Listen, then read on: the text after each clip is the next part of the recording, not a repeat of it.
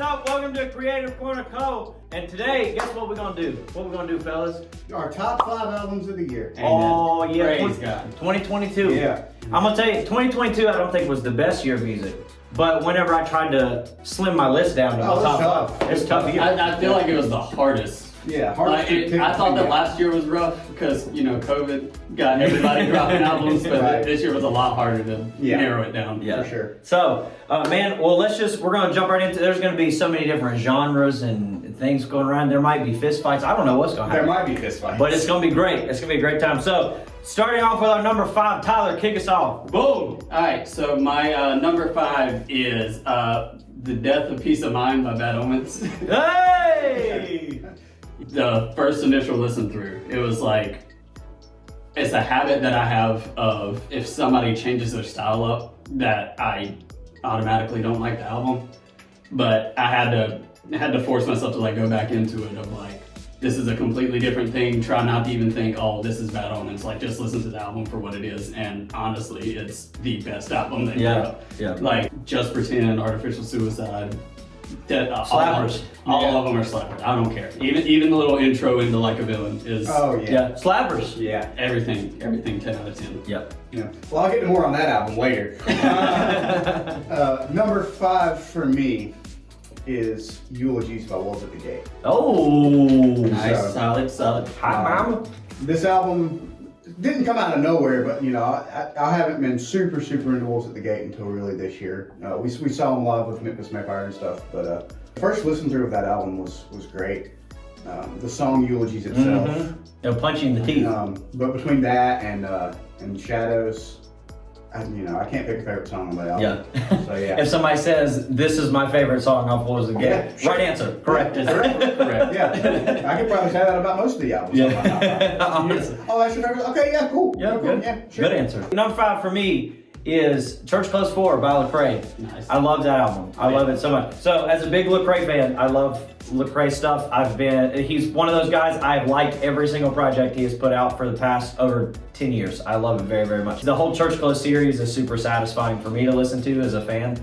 But also just his projects in general. I feel like even though we have wildly different backgrounds, there's something that I relate with each project. And this one I feel like was the perfect like bow on the gift of like, we're wrapping this whole thing up and this is a perfect end of the Church Close era. And just, I mean, such great content all across, and he really like challenges people's perspectives and stuff. But also a big thing, I mean, you look at the song Deconstruction, the last song on the project, it's one of the best songs he's ever written. And I mean, just one of those like really thought-provoking songs in general. But I mean, the whole album is just absolutely nuts and bonkers. So that's my number 5. And now we're gonna dive into number 4s. Number 4. Oh, snap. Okay, so for number 4, I have Remade in Misery by Memphis Mayfire. Go ahead. Same thing as Bad Omens. Like every song slaps. Like there's not a bad song on that album. Arguably, it's like top 3 Memphis Mayfire albums. Period. Yeah. Like their whole discography has been like really good. But like the past few years, it seems like it's been a little bit watered down. But this is like going back to old school Memphis Mayfire. Yeah. It's just. Yeah, fantastic. it's like a great balance. Fantastic. It's like a good balance of old school Memphis Mayfire, but something new. Yeah, that adding works. new elements into it. Like even with the little like almost rap hip hoppy type stuff that they throw into a couple songs, it fits really well. Yeah.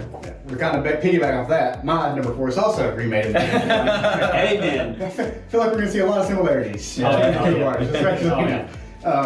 yeah, hearing a lot of those songs live this year too was. Yeah. Oh yeah. Oh yeah, that whole tour. Anyway, like that is just them only playing songs from the new album, and then what, Challenger and Unconditional. Yeah. Well, and the center. But that's gonna keep happening. Yeah. But that was really cool.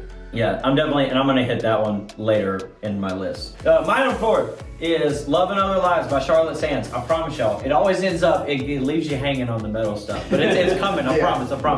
But for me, it's Love and Other Lives by Charlotte Sands. I listened to it the first time and thought it was like, first listen to it, I'm like, this is good, it's really good. And then the more I've listened to it throughout the year, the more I've like become uber attached to that project. It's just seven gems of just like pop mixed with rock music, mixed with punk, like all the different kinds of stuff. You've got your like really fun songs that she has on it, but then also your like really thoughtful, meaningful, in-depth kind of songs. I love the heck out of that thing. Tyler probably gets sick of how much I talk about it, and something you'll even bring it up too. Yeah, I mean it's in my top 25. I don't have it, that high, but it's a great album. Yeah, I love it. I like the song she does with Sleeping with Sirens. It's not on my album, Tyler. But yeah, that's definitely, for me, it's a great one. So, moving on to number 3. All right, my number 3, I have to thank Aaron for this one. He got me into this band last year, and I freaking loved him ever since then. I think this is also my number 3, but I'm gonna let him say it. we just shared lists. Honestly, it's very similar. Yeah, no, my number 3 is Fear by Stand Atlantic. Yeah. Hey! Same. Like really heavy pop punk music. It's so good. It's close. I mean, it's all, you could almost, there's some screaming in some of the stuff too. Yeah. So you can, it's a very close line between like pop punk and metal. Right. Yeah. Ish stuff. Yeah, that album got me into Royal and the Serpent. They have her band featured on one of the songs. Mm-hmm. But so, I mean, even in that, like a whole expansion of new music I got to listen to. Yeah. But yeah, no, Stand Atlantic, they're great. If you don't know them, they're from Australia, and they're great. Yeah. Can you give your best Australian? No, I'm not gonna do that. I'm not gonna do that at all. Listen, we're starting to post videos again. We don't need to get canceled right now. No. The way they approach pop punk, like you said, it's kind of like that older pop punk, but also they add their own little style to it. Mm-hmm. Van Gogh is a fantastic song, and I wish Y'all showed me that one. That is my I wish they would play live, but they didn't. But hey, Stand Atlantic, next time you come to North Carolina, Please. Van Gogh. Yeah, well, my number 3, we hit on it. We're finally getting into metal stuff. My number 3 is Remade in Misery by Memphis Mayfire. Amazing album, incredibly well written lyrics, instrumentals, all stuff. It slapped, it punched you in the face. Yes. But then, I mean, there's songs like a big standout song for me would be a song like Make Believe. They've gotten this really cool, like pop, somewhat electronic element to it. But then, I mean, it's got a really punchy chorus, and then, I mean, the bridge just punches you in the mouth, and it's amazing. And I mean, it's just an absolutely amazing album. And we finally, I mean, I got to go see him for the first time. I mean, amazing performance. Me and Tyler had a whole running thing of I didn't think they were going to play Legacy, and he was like, they're not going to play a concert without playing Legacy. And then they came out and they started to play Legacy, but then they cut it off because they started having technical difficulties. Yeah. And so then technically we were both right, or both wrong. Right, yeah. But either way, so Tyler They played it, so we know who the real They started the song. They may not have finished the song. Yeah. So it's like going right into the bridge too, like the big part where everybody's ready to throw down, and then it's just power on. Yep. Yeah. You know what? It sucks. It's fine. Right. Yeah. But I mean, the whole album. I mean, there's not a subpar song on that. I mean, everything just really. I mean, it's great. It's amazing. Yeah. Amazing album. So, all right, moving on to number 2. Number 2. So Aaron hit on it a little bit earlier. My number 2 is Eulogies by Wolves at the Go ahead. Yeah. They are, unless it's just a freaking marketing thing that they're doing or whatever. Like Wolves at the Gate is one of the most underrated bands. Yeah. I agree. Yeah. This band deserves arenas, man. That's right. There's no reason they should be playing as small a shows as that. Yeah. It's so good. But no, that album, like especially the first half of it, is like nonstop, just destroys you. Yeah. Like I love that album so Yeah. much. Yeah. It's amazing. I think me and Tyler flip-flopped our number 2 and number 5. Because my number 2 is Death of Peace of Mind by Bad Omens. What an album, though.